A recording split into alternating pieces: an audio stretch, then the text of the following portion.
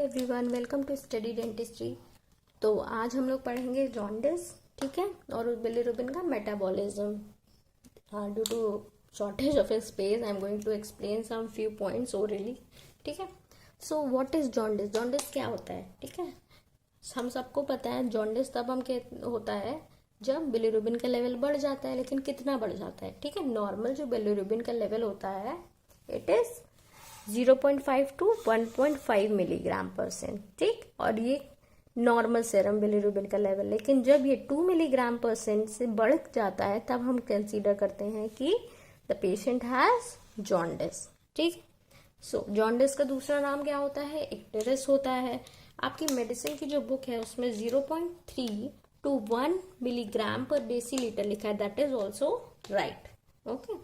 सी, आपने jaundice patients में देखा होगा उनकी आई का कलर येलोइश होने लगता है। ऐसा क्यों होता है? क्योंकि जो स्क्लेरा होता है, sclera have very high affinity for bilirubin, okay. Why? Because it has rich elastin content. उसका जो स्क्लेरा का इलास्टिन कंटेंट बहुत रिच है, इसलिए स्क्लेरा में सबसे ज्यादा बिलीरुबिन का लेवल देखने को मिलता है, या आप कह सकते हैं स्क्लेरा में सबसे ज्यादा बिलीरुबिन देखने को मिलता है, इसीलिए वो येलोइश लगती है, ठीक है। और लेकिन स्क्लेरा में कब देखने को मिलेगा? जब आपका जॉन्डिस 3 मिलीग्राम पर डेसीलीटर से ज्यादा होगा, ठीक है। अगर नॉर्मल रेंज में है या थोड़ा सा ज्यादा है तब आपको नहीं। जब 3 मिलीग्राम परसेंट से ज्यादा होगा तब आपको स्क्लेरा में जॉन्डिस के सिम्टम्स देखने को मिलेंगे, ठीक है। Now come to the metabolism of bilirubin, ठीक है। कैसे बिलीरुबिन का लेवल, किस तरह से जॉन्डिस होता है, किस तरह से बिलीरुबिन वर्क करता है, क्या इसका मेटाबॉलिज्म है, वो आपको समझना बहुत जरूरी है, ठीक है। तो सबसे पहले स्टार्ट करते हैं। Here it is, start is written, right. So we all know we have red blood cells in our blood, ठीक। लेकिन रेड ब्लड सेल्स का आपको पता है एक टाइम पीरियड होता है, लाइफ स्पैन होता है, वो कितना होता है? 120 डेज का। 120 डेज का लाइफ स्पैन होता है, ठीक है। And after completing their life cycle, जो रेड ब्लड सेल्स हैं, जब इनकी लाइफ साइकिल कंप्लीट हो जाती है 120 डेज की, तो ये क्या होती हैं? डिस्ट्रॉय होती हैं। जैसे कि कुछ ऑर्गन्स में डिस्ट्रॉय होना शुरू कर देती हैं, जैसे स्प्लीन और लिवर में, ठीक है। जहां पे क्या होते हैं?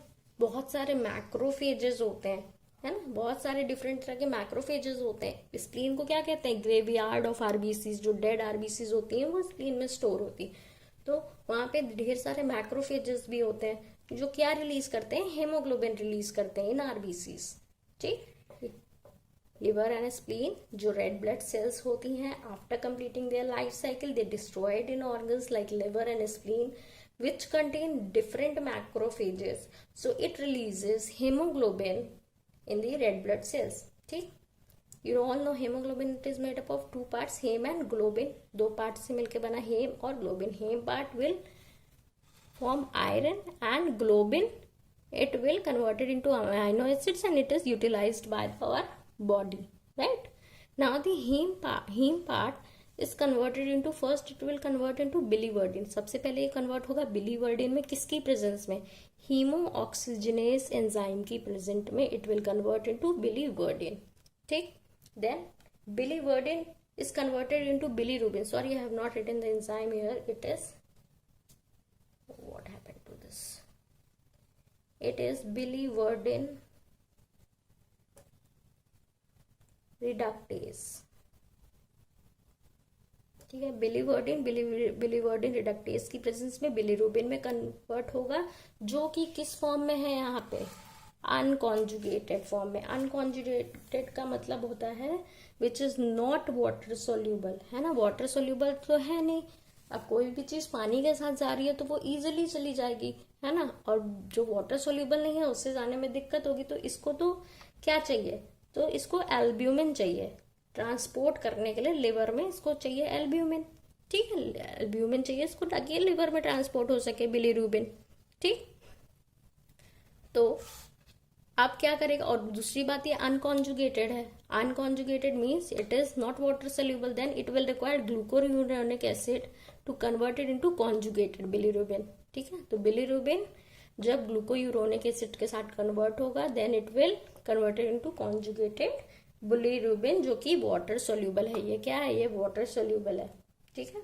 Then the conjugated bilirubin will go into the duodenum, ठीक है, हमारे ड्यूडेनम में जाएगा, और ड्यूडेनम में विच पार्ट में, कोलोन में, ठीक है।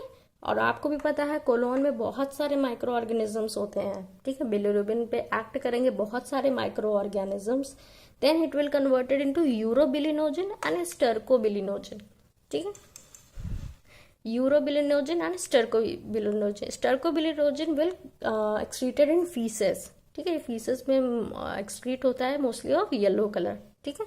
एंड द 10 to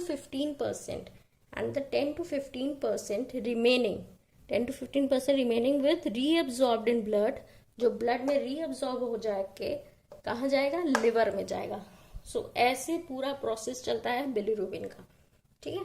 और लिवर में जाने के बाद भी क्या होता है, कुछ परसेंटेज जो होता है वो जो रीअब्सॉर्ब कंपाउंड्स का कुछ परसेंटेज जो होता है जब किडनी में पहुंच जाता है और यूरिन में एक्सक्रीट होता है, तब उसे हम कहते हैं इंटेरोहेपेटिक सर्कुलेशन, ठीक है, वो इसके आगे का प्रोसेस है।